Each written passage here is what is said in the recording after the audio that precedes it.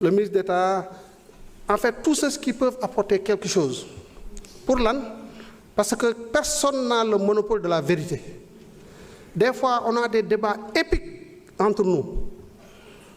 Comme ni muy amee fii des fois yu ko gën a métti mooy am ci bureau premier ministre mu ëffal rek seetaan mais après la vérité finit par jaillir et à chaque fois que man lu ma d'accordul parce que am naa ci samay raison mais bu ñu décidé ne lii la quoi que d'accorduma mais damay reconnaître que ñeneen ñi ma ko seqal am nañ xam-xam ba noppi autorité bi dafa am vision am te loolu nag dañ ko koy bàyyeel loolu moo tax on arrive toujours à se retrouver autour de l'essentiel te liggéey bi ñuy def am nañ ci yaakaar te à chaque fois en tout cas qu'on se rendra compte que fi ñu jëm nii am na ay difficultés particulières pour telle ou telle autre raison nous sommes les premiers à poser ces difficultés sur la table à voir comment les surmonter à trouver des solutions opérationnelles et à les proposer aux autorités donc soo amee façon de pilotage boobu da ngay am yaakaar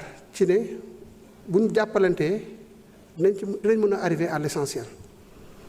Je suis d'accord au moins avec l'honorable député Jimbo Souare, avec l'honorable député Aïssata Tall Sall sur un point, sur les questions budgétaires sensibles d'endettement et autres. Ne scions pas la branche sur laquelle nous sommes assis. C'est un travail de responsabilité que de se rendre compte de l'ampleur des difficultés, mais c'est une responsabilité que de se dire qu'au moins sur ça, faisons le maximum ba am les moyens, ba doter wu des moyens qui nous permettront de traverser. C'est un voyage à pirogue, amul escale ci diggante bi maanaam tukki gaal la.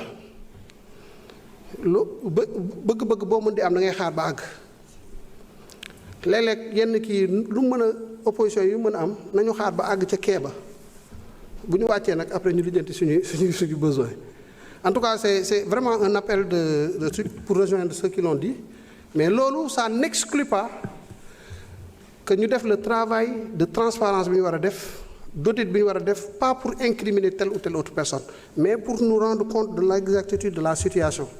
xam nga lu gën a bon ci finance publique ci gestion de manière générale mooy nga am looy nëbb bis boo duggee ci nëbb ay affaires sa coono commencé na parce que tu es obligé d'avoir un double monitoring li feeñ da ngay xool noo koy gérer waaye li nëbb mooy nekk sa problème te loolu daf lay gën a suuxal léegi pour génn ci loolu am un monitoring unique cohérent par rapport à la situation réelle du pays. da ngay def sa diagnostic la waxtaan ci ak say partenaires lu mu mën di coûter nga ñafe ko nag parce que bi ñu def exercice bi on savait que y avait un risque de remboursement dans les 30 jours de 800 milliards de francs avec les partenaires te yamul foofu parce que quand le fonds décide de dire que tu rembourses yeneen partenaires yi la lebal sur la base de la confiance bi ñu am sur le fonds yépp mën nañ demander nga rembourser mu nekk une cascade de remboursement. mais da nga koy def et tu essaies de te donner les moyens parce que boo ko deful ñoom ñu gis ko ça devient plus grave considérez que dans l'histoire du FMI musuñu am situation de misreporting bu toll fi mu toll. Le Sénégal est un cas emblématique. Ce n'est pas facile pour nous, ce n'est pas facile certainement pour le fonds, ce n'est pas facile pour personne mais avec la façon, avec la matrice des mesures de réforme wan nañu ne mën na nekk suñu partenaires yi gëm nañu ne mën na nekk léeg-léeg ñu am ay opposition aussi si ay points seen dette bi toll na niveau boo xam ne mënatoo leen ko gérer restructuration nga ñëw nga ne leen kaay leen ñun toll ñu situation bu ñu war a restructurer pour telle raison hypothèse yaa ngi nii nga wane le profil de dette bi nga am wane si yow ce que tu comptes faire ak ban impact la mun a am sur ça c'est des techniciens.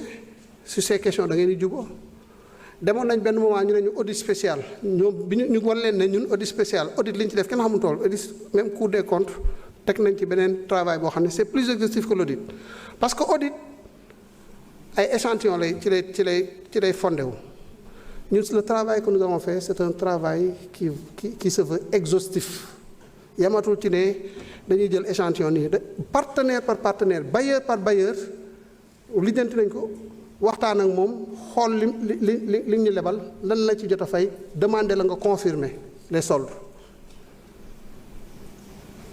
Finalement d'un audit spécial fu ñu mujjee une assistance technique au pôle judiciaire financier qui, dans la poursuite maintenant de ce travail au niveau de la phase judiciaire, aura besoin certainement d'un accompagnement spécialisé pour poursuivre certaines choses, essayer d'élucider certaines autres questions. Loolu moom mooy li nga xam ne bëggoon naa ko partager. Pour le reste nag sur les arriérés, l'apurement des arriérés, vraiment le premier acte de la relance économique.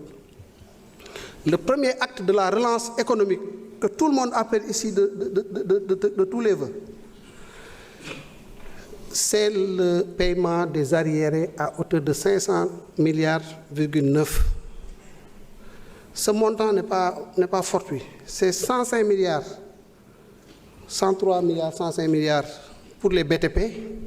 C'est 146 milliards d'arriérés dans le secteur de l'énergie, mais c'est 249,5 milliards d'investissement sur ressources extérieures.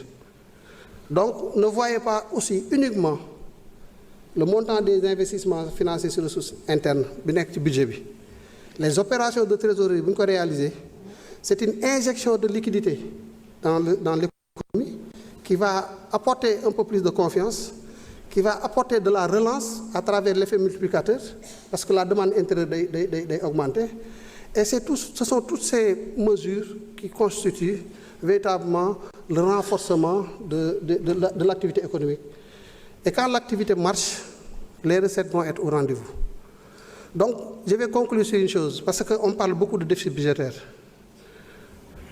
Un déficit budgétaire, économiquement, n'est pas problématique. Ça, il faut que les gens le sachent.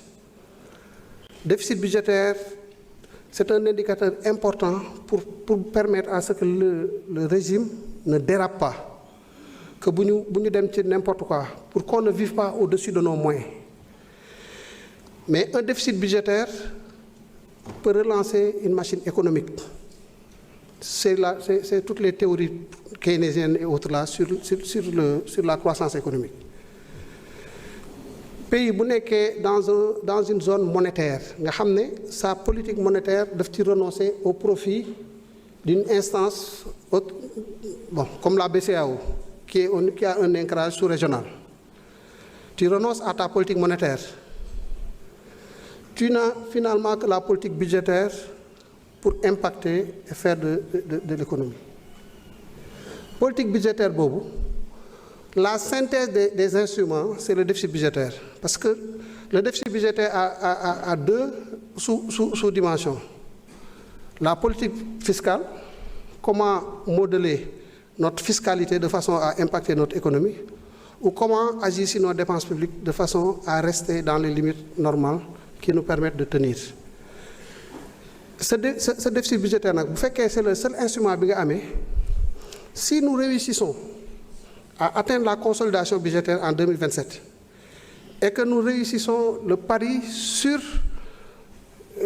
l'agenda national de transformation avec le portefeuille de projets pertinents, nous avons les actions et les activités pertinentes pour atteindre ces objectifs-là. Tu pourras te permettre des fois de creuser un déficit. Étant entendu que le déficit te permet de relancer ta croissance économique, donc ton PIB, et après d'impacter sur tes recettes. Et finalement, tu as un cercle vertueux.